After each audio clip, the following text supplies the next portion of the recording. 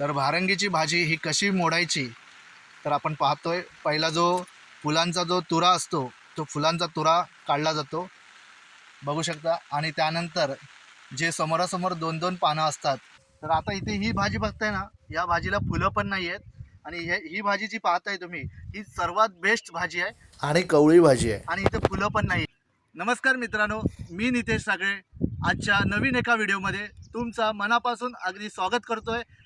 तर कोकणामध्ये पावसाळ्याच्या सीझनला रानामध्ये औषधी, गुणकारी आणि माणसाला रोगप्रतिकारशक्ती वाढवणारी जी रानभाजी आहे, त्या रानभाजीला पूर्णपणे सुरुवात झालेली दिसत आहे. या रानामध्ये सर्वत्र वेगवेगळ्या प्रकारच्या औषधी वनस्पती ह्या आपल्याला परमेश्वराने लावलेली ही नैसर्गिकरित्या होणाऱ्या ह्या औषधी रानभाज्या आहेत. जर ह्या रानभाज्यांची ओळख असेल, त्याचप्रमाणे त्यांचे फायदे माहीत असतील, तर नक्कीच आपण या भाज्यांचा आपल्या आहारात उपयोग करू शकतो. तर बऱ्याच लोकांना रानभाजी ही कशी वापरावी, त्याचे फायदे काय, ती गुणकारी कशी आहे हे काहीच माहीत नसल्याने त्या रानभाजीच्या आहारापासून ते पूर्णपणे वंचित असतात. तर आज आपण श्रीवर्धन तालुक्यातील वावे गावाच्या रानामध्ये आलो आहे, ज्या ठिकाणी आपल्याला भारंगीची भाजी इथे पाहायला मिळते. तर ही भारंगीची भाजी अतिशय औषधी आणि गुणकारी आहे. जी भाजी आपल्याला ताप, सर्दी, खोकला, त्याचप्रमाणे गॅस पोटाला होणे, ॲसिडिटी होणे, तसंच दम्यावर ही एवढी जबरदस्त इलाज करते ना. तर ही रानात होणारी भारंगीची भाजी ही कुठे सापडते तर शेताच्या बांधावर, नदी नाल्यांच्या काठावर, डोंगर उतारावर किंवा खुरट्या जंगलामध्ये हिचा शोध लागतो. आणि ही ओळखण्यासाठी अतिशय सोपी आहे. तिची पानं पूर्णपणे बघू शकता कातरलेली आहेत, त्याचप्रमाणे त्याच्या फुलं आहेत. आणि ही भाजी पूर्णपणे रोगमुक्त करणारी आहे.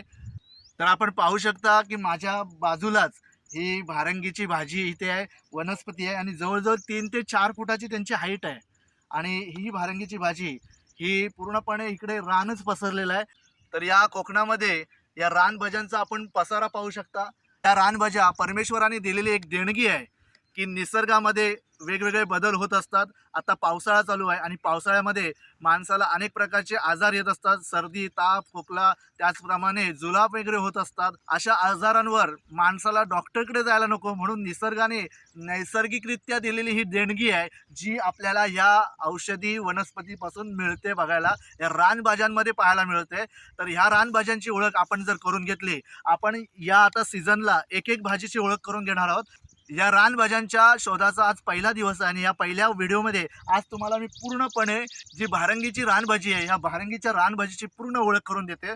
भारंगीची मुळं ही दम्याच्या आजारावर बेरडा आणि अडुळसाच्या पानावर टाकून उकळून काढा दिला जातो. तो देठ आहे ना, हे देठ पण बघा चौकोनी आकाराचं आहे. तर ह्याला जी पानं आहेत ती दोन्ही टोकाकडे निमुळती आणि टोकदार, आणि त्यांच्या कडा ज्या आहेत ना त्या कातरल्यासारख्या दिसतात आपल्याला. हे बघा, कातरल्यासारख्या म्हणजे कैचीनी कापल्यासारख्या वाटतात. त्याचबरोबर हे जे पानं आहेत ना ती एकमेकांसमोर बघा समोरासमोर आहेत. हे बघा, हे लंबवर्तुळाकार स्वरूपात असतात. आणि या वनस्पतीचे फुले व फळे ही पावसाळ्याच्या अखेरीस येतात. आता पाऊस अर्धा झालेला आहे आणि ही फुले बघा निळसर रंगाची आणि पांढऱ्या रंगाची आहेत. आणि या फांद्यांच्या टोकावर एकदाच, म्हणजे हे फांदी आहे ना, ही वनस्पती आहे भारंगीची. आणि ह्या पुंजक्याने हा तुरा आपल्याला पाहायला मिळतो फुलांचा. आणि हा फुलांचा भाग हा आपल्याला निळसर आणि पांढऱ्या रंगाचा दिसतोय. आणि ही फळे आहेत ना, ही गोलाकार आकाराची असतात. हे बघा, गोल आहेत, ही गोलाकार आकाराची आहेत आणि चकचकीत दिसतात ते एकदम.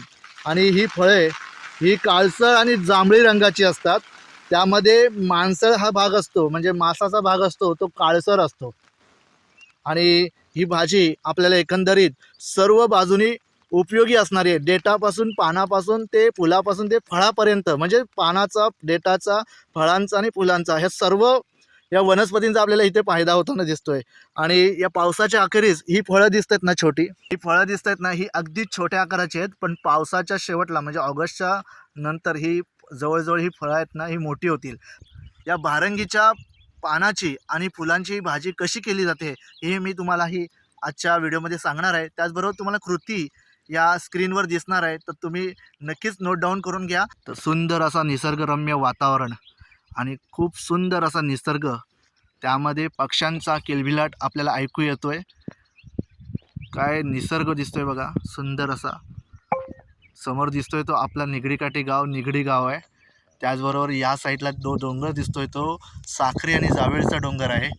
आणि आम्ही आत्ता उभे आहोत वडशत वावेच्या डोंगरामध्ये, ज्या ठिकाणी आपण पाहतोय समोरून आपल्याला सर्व निसर्ग दिसतो आणि समोरनं जोरदार पाऊस येतोय. जर आपल्याला जास्त जगायचं असेल तर नक्कीच निसर्गाचा हा सहवास आपल्याला लाभला पाहिजे आणि या कोकणामध्ये हा सहवास प्रत्येकाला लाभतो. इथली या निसर्गाची शुद्ध हवा, शुद्ध वातावरण आपल्याला इथे अनुभवायला मिळतो.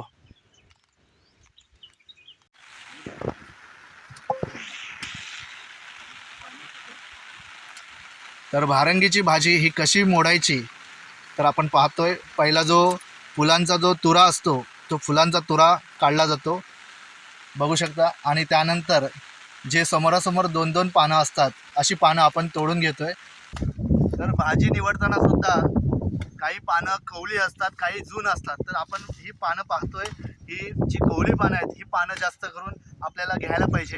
आणि ही फुलांची भाजी, या फुलांचा सीझन अगोदर होऊन गेला आहे, त्यामुळे फुलांची भाजी आत्ता करता येणार नाही, कारण त्याच्या बियासुद्धा आता झालेल्या आहेत. जी ही कवली पानं असतात, ह्या कवल्या पानांचीच भाजी केली जाते आणि जून पानं घेऊन काहीच उपयोग नाही. तर आता इथे ही भाजी बघताय ना, या भाजीला फुलं पण नाही आहेत. आणि ही भाजी जी पाहताय तुम्ही, ही सर्वात बेस्ट भाजी आहे, त्यामुळे ही भाजी घ्यायला काही हरकत नाही आहे.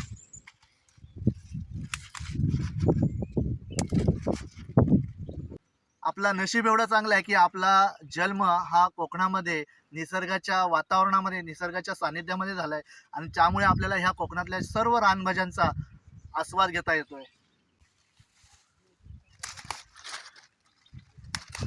तर आता आपण भारंगीची ही भाजी काढलेली आहे, तर ही बनवायची कशी तर ह्याची कृती सांगतो. ही जी पानं आहेत ना, ही पानं घरी नेऊन धुवायची आहेत स्वच्छ पाण्याने आणि त्यानंतर गरम पाण्याने उकळायची आहेत. आणि गरम पाण्याने उकळल्यानंतर पूर्ण पाणी पिळून काढायचं आहे. आणि त्याच्यातला पूर्ण पाणी काढल्यानंतर कढईमध्ये तेल टाकायचं आहे. तेलामध्ये जिरा, राई, त्याचबरोबर कांद्याला चांगला परतून घ्यायचं आहे. आणि त्यामध्ये मिरचीसुद्धा टाकू शकता तुम्ही आणि हळद पावडर वगैरे टाकून त्यानंतर हे पानं टाकून त्याच्यात ओला खोबरा टाकायचा आहे. आणि मग त्याच्यावर पाण्याचा वरती झाकण ठेवायचं आहे. चवीनुसार मीठ टाकायचं आहे आणि मग तुमच्यासाठी ही भाजी तयार आहे. मी शॉर्टकटमध्ये सांगितलं आहे, त्यानंतर तुम्हाला स्क्रीनवर दिसणारच आहे. आणि ह्या फुलांची भाजी पण तशीच आहे. ही फुलं आहेत ना, ही स्वच्छ पाण्याने धुवून ती गरम पाण्यामध्ये उकळून ती पिळून घ्यायची आहेत. आणि त्याच सेम कृतीमध्ये आहे की कढईमध्ये तेल टाकायचं आहे, त्यामध्ये कांदा, लसूण, त्याचप्रमाणे राई, जिरा आणि नंतर ही फुलं आहेत ती त्याच्यामध्ये टाकून त्याच्यामध्ये ओली मिरची, जी आपण हिरवी मिरची बोलतो, ती टाकायची आहे. त्यानंतर त्याच्यामध्ये मूग डाळसुद्धा टाकू शकता. चवीनुसार मीठसुद्धा टाकायचं आहे आणि मग ही फुलांची भाजी तयार आहे. मी अगदी शॉर्टकटमध्ये सांगितले आहे, तुम्हाला स्क्रीनवर सुद्धा मी सर्व डिटेल्समध्ये देतो. तर मित्रांनो, आजचा हा व्हिडिओ आवडला असेल तर या व्हिडिओला नक्कीच कमेंट करा, व्हिडिओ शेअर करा आणि चॅनलवर नवीन असाल तर चॅनलला सबस्क्राईब करा. आणि तुमच्याकडे या भाजीला काय बोलतात हे नक्कीच कमेंट करून सांगा. आणि आजच्या व्हिडिओमध्ये आपण इथेच थांबतोय. धन्यवाद.